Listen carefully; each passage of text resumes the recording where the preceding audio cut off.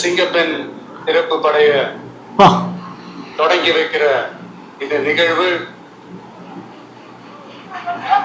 உண்மையிலே மனசுக்கு ரொம்ப நெருக்கமான ஒண்ணு, சந்தோஷமான ஒண்ணு. சூப்பர். சிங்கப்பெண் சிறப்பு படை தொடக்கி வைக்கிறதுல பார்த்தோன்னா சாருக்கு ரொம்ப சந்தோஷமான விஷயமா, நெகிழ்வான விஷயமா. ஏன்னா தமிழ்நாட்டு மக்களுடைய பெண்களுடைய பாதுகாப்பு அந்த அளவுக்கு அவர் ரொம்ப கேரிங்காக பார்க்குறாருன்றது இதுலேருந்து சொல்ல வராருன்றது நம்ம எடுத்துக்கலாம். சார், உங்ககிட்ட டைரெக்டாக ஒரே ஒரு கேள்வி கேட்குறேன்.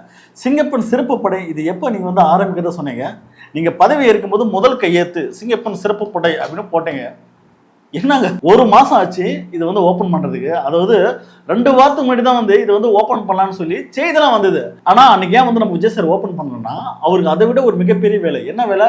நம்மளோட மேனேஜர் ஜெகதீஷ் இருக்கிறார்ல, அவரோட பெரிய பங்களா வீடு அது இன்னாகிரேஷன், அதாவது குடி போறாங்களாம் வீட்டுக்குள்ள. அதுக்காக சிங்கப்பெண் சிறப்புப்படியே ஒதுக்கி போட்டு போடா கிளம்பி அப்படின்னு நம்ம விஜய் சார் கிளம்பி போயிட்டாருங்க. அப்ப விஜய் சார், அப்ப உங்களுக்கு தமிழ் மக்கள் மீது தமிழ் பெண்கள் மீது அக்கறையே இல்லையோ? உண்மையாக பார்த்தோன்னா நீங்க பதவி ஏற்று 1 மாத காலத்துல எவ்வளவு குற்றங்கள் நடக்குது, பெண்கள் மீதான தாக்குதல், பெண்கள் மீதான வன்கொடுமைகள், பெண்கள் மீதான பாலிய வன்புணர்வு, எத்தனை செய்திகள் பாக்குறீங்க. அது உடனடியே திறந்து அட்லீஸ்ட் இந்த படை வெற்றி பெறுமோ தோல்வியோ அதெல்லாம் கடந்து இது ஓபன் பண்ணி ஏதோ ஒரு பயத்தினச்சு நீங்க கொண்டு வரலாம்ல.